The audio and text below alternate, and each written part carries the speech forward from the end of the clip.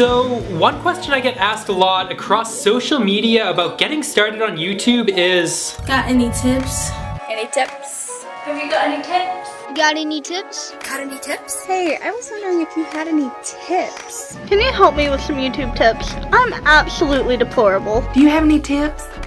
Got any tips? You got any tips? Got any tips? Got any tips? Got any tips? To clarify, I just want to point out that those aren't actually the people that asked me for tips, but just some friendly helpers for this video. Thanks to them, links in the description. Anyway, yeah, I think I do got some tips. In my big book of tips for beginning YouTubers, here's what you want to do. You want to get yourself a book like this, take it, and...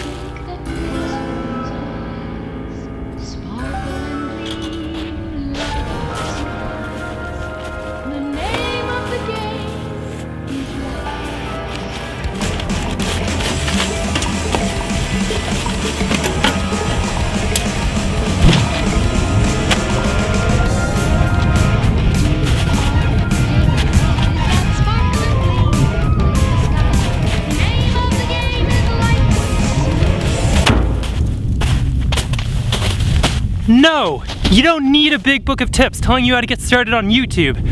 As far as I'm concerned, there's only 2 tips that matter. 2 tips that pretty much encompass everything worth being mentioned. So while you may take my opinion with a grain of salt, I nonetheless present to you my small book of tips for beginning YouTubers. Tip number 1, be yourself. This is a tip that I think most YouTubers would probably agree on, but let me get something straight here. There's a difference between being yourself and playing a character, 2 things which are completely acceptable in my book. What isn't acceptable is something I like to call the fake zone. Here's a little chart.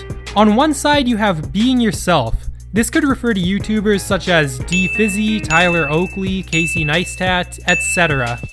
On the other hand, you have playing a character, which is generally the realm of sketch comedy.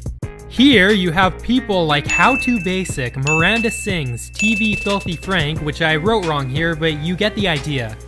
Both of these sides are completely acceptable as people have no trouble identifying whether you're being yourself or playing a character.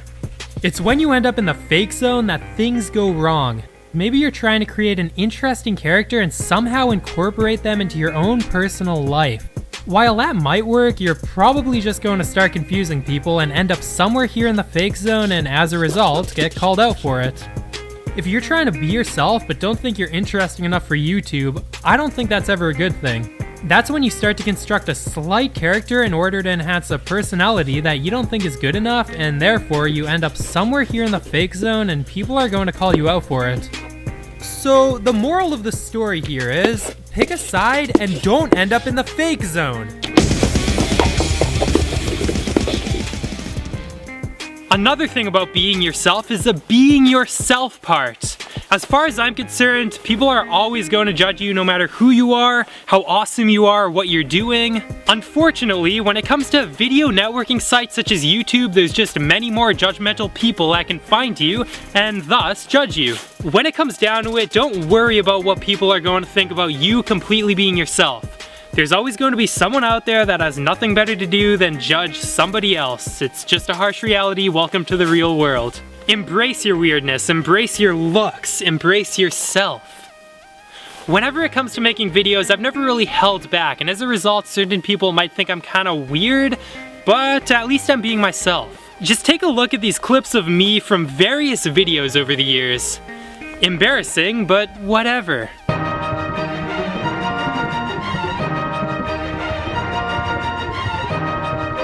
Hey girls, what's happening? There we go. This holds my hair up.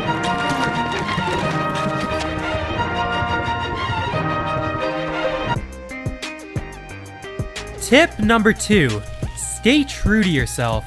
While this tip is kind of similar to tip 1, it's also different. If you're on YouTube, you gotta do what you love or else you're gonna get tired of it.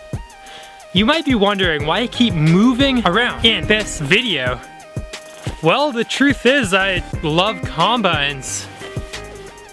No, I love nature and I hate repetition. I'm not really into using the same location for all my videos, so since I needed to light the big book of tips on fire anyway, I thought I'd come out here. By doing this, I'm staying true to myself and making videos wherever I enjoy making them. One major misconception about YouTube is that it's some sort of get-rich-quick scheme. Some guy on Twitter literally asked me a few weeks ago with my 300-something subscribers on YouTube how much money I make off of it. Well, I don't know, I make about $1 per month. What is that, $12 per year? Wow, luxury living and McDonald's Value Picks menu, here I come. No, but seriously, YouTube is not some sort of get-rich-quick scheme. If you're going to get started on this website, do it as a result of a passion you have. If you like music, make videos about music. If you like video games, make videos about video games. Never force yourself to create specific types of videos because they're trendy and you think you're going to get famous overnight. If you don't enjoy the content of your own videos, the creative passion isn't going to be there and the videos are going to suffer as a result. YouTube isn't the kind of place where you can make risky business decisions and they're actually going to pay off. Let's use an example here. Martin Shkreli, I'm sure we all know who he is, the man that raised the AIDS drug Daraprim from $13.50 a tablet to $750. Now, while many people hate him, the honest fact of the matter is that he made a risky business decision in the business of pharmaceuticals, and for him, it paid off. But do you think that this same man could make a risky business decision on YouTube and it will pay off? Maybe Shkreli notices how popular gaming channels are on YouTube and decides to make a gaming channel of his own. Do you really think people are going to want to watch him? Do you really think people will want to watch Shkreli play video games? Okay, maybe some people would watch that. That might actually be kind of funny. But Shkreli's a known personality, so that in itself might be why people would end up watching it. Okay, you know, Shkreli aside, hopefully you see what I'm getting at here. If you're going to get started on YouTube, the personality and the passion has to be there. And I don't think that should be limiting to anyone. As long as you're being yourself and staying true to yourself, I think absolutely anyone has a chance on YouTube. So there it is, 2 tips that I think are most important to consider when starting YouTube. Now I know I've probably left out some important considerations, but as far as I'm concerned, these 2 tips in this small book pretty much encompass everything important that would need to be said to somebody beginning YouTube. What it really comes down to is, YouTube is about you. I doubt it's a coincidence that you is in the title of the website.